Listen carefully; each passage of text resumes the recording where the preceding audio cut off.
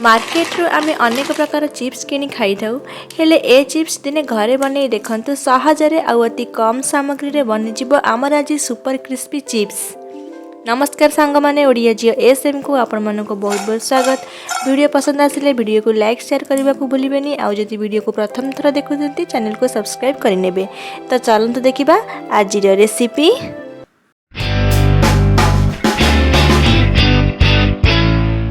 प्रथमे मु गोटे बड़ पात्र रे एठी गोटे कप मैदा नेछि सेथिरे हाफ कप सुजी नेछि। सांग माने आमे एठी सरू दाना वाला सुजी नेबा आ जदि नॉर्मल सुजी अछि ताहाले सुजी को ग्राइंडिंग करि नेबा। एबे एथिरे हाफ चम्मच कला जीरा गोटे छोटो चम्मच लूण 2 बड़ चम्मच गुआ घी देई भलसे गोळै नेबा। देखंतु सांग माने घी को आम एठी भलसे मिसेबार अछि जहा द्वारा आम चिप्स बढ़िया से खास्ता हेबो जेमती पूरा मुठा कले एमती बांधी हे जाउतिबो। देखंतु सांग माने एठी एमती आम बांधी हे गेले जानिबा जे घी हमर भलसे मिसी गलानी। एबे सेतिरे अल्प अल्प पानी दे गोटे डो तयारी करिबा। आम रुटी पाए जेमती डो तयारी करू ता ठारू टिके टाण डो करिबा।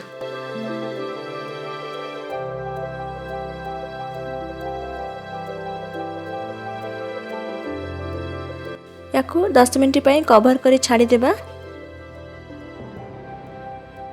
10 मिनट परे डो को आउ थरे भलसे चकटी नेबा। सेथिरे घी बा तेल मारी नेबा। आमे जेमती रुटी बनाऊ तो सेमती बनेबा। मोर एठी बड़ स्पेस थिबारो मैं एका थरे बेली नउची आपण माने आधा आधा की भी बेली परिबे।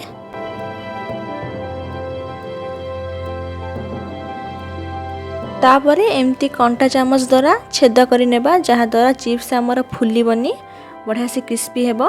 तापरे एमती गोटे डब्बार ठिपी द्वारा शेप दे दबा।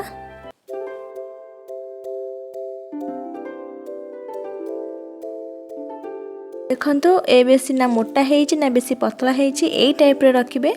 एबे हमर सबतक चिप्स बनी गला। आमे एबे को छाणीबा पई एठी किछि रिफाइन तेल को मीडियम फ्लेम रे गरम करि नेइछि। सेथिरे गोटे गोटे चिप्स को पकेई छाणीबा।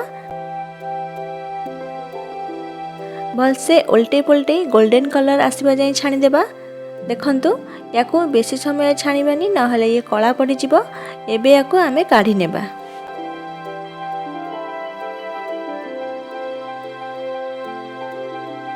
सेम प्रोसेस रे बाकी गुडा छाणी नेबा।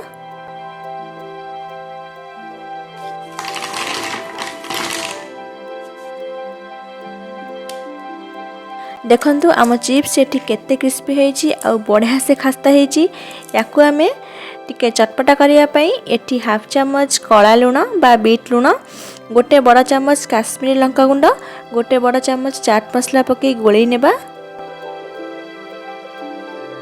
सेथिरे आमे सबुतक चिप्स को देई मसला और चिप्स को भलसे मिसेई नेबा।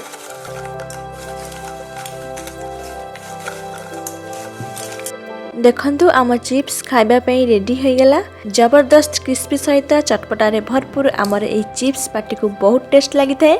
वीडियो पसंद आसिले वीडियो को लाइक शेयर करबा को भूलिबेनी। तो पुणी देखा हबो नेक्स्ट वीडियो रे। रहूची धन्यवाद।